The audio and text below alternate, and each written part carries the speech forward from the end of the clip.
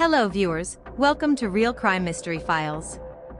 In 2013, a strange letter arrived at a police station in San Francisco, USA. The letter said, "I escaped from Alcatraz jail 50 years ago. I'm writing this letter to celebrate it." The police were completely shocked. Because Alcatraz was not an ordinary prison, it was one of the most secure jails in America. So the big question was, how could anyone escape from such a high-security prison? Did this man escape alone, or were there others with him? That's what we're going to find out in today's video. So watch till the end, it's going to be very interesting. Let's begin.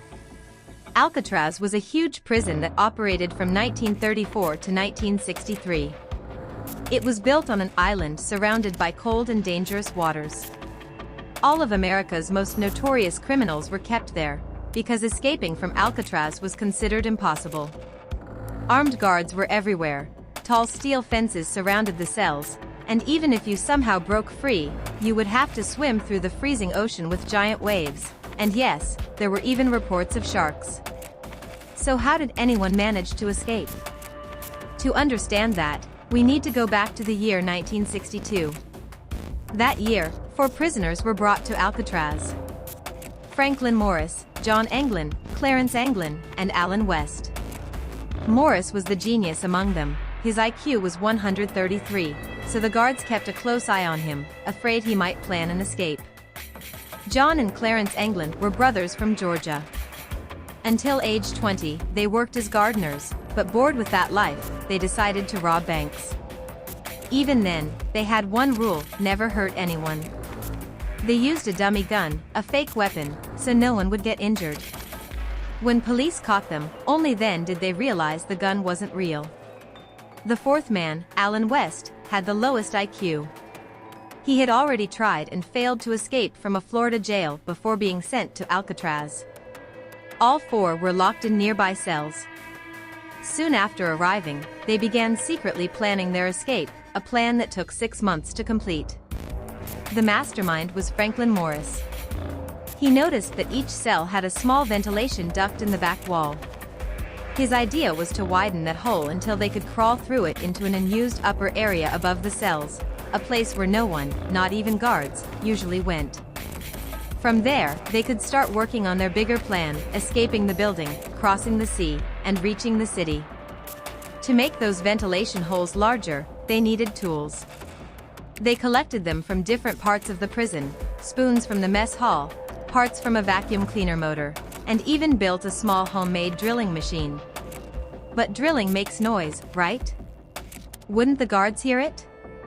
They had thought of that too. Every night, the prison played loud music at a fixed time. They used that time to drill the holes without being noticed. Each of them worked on their own wall and eventually climbed up to the upper floor. There, night after night, they began building a raft using raincoats and nets. They even made oars using materials from their work area to paddle across the sea. Now, what if the guards came to check their cells at night? Wouldn't they get caught? They had another clever trick: fake heads. Using toothpaste, soap, concrete dust, and toilet paper, they shaped realistic fake faces. They added real hair taken from the prison barbershop to make them look human. At night, when they climbed up, they placed these heads on their pillows, making it look like they were asleep. To hide the hole in the wall, they used cardboard painted to look exactly like the cell wall. Every morning, they carefully put everything back in place so that guards wouldn't notice. After months of hard work, the plan and all their tools were ready. Now came the most dangerous part: the actual escape. They had to cross 3 barriers: the jail itself, the sea, and the city beyond. Even one small mistake would mean getting caught or dying in the cold ocean. Finally, on the night of June 11, 1962, it was time. Morris and the Anglin brothers climbed to the upper area as planned.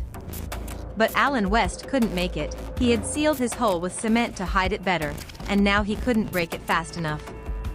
He had to stay behind. The other 3 continued. They crawled through the ventilation pipe, climbed the fence, and reached the shore. They waited for a blind spot where the security lights couldn't reach, inflated their raft, and disappeared into the dark sea. The next morning, the prison discovered the escape. Alan West was caught, but the other three were gone, and they were never found. Did they drown in the sea, or did they actually reach land? No one knew. 50 years later, in 2013, that mysterious letter arrived. I escaped from Alcatraz 50 years ago. The letter reignited the entire investigation. Experts compared handwriting from the letter to old prison records. It wasn't a perfect match, but it also wasn't different enough to rule out.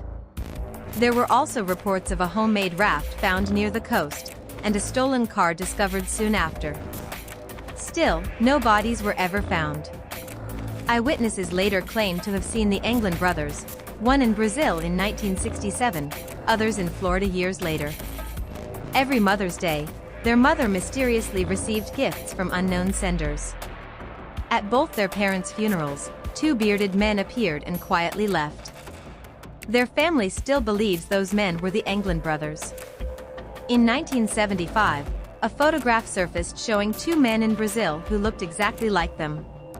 If that photo was real, it would mean they successfully escaped and lived in hiding. So why did they send that letter? Probably because they wanted the world to know the truth. That they did the impossible and escaped from Alcatraz. Even today, the mystery remains. Did they survive, or did they die in the sea? You decide. Thanks for watching Real Crime Mystery Files. If you enjoyed this story, like, share, and subscribe to our channel.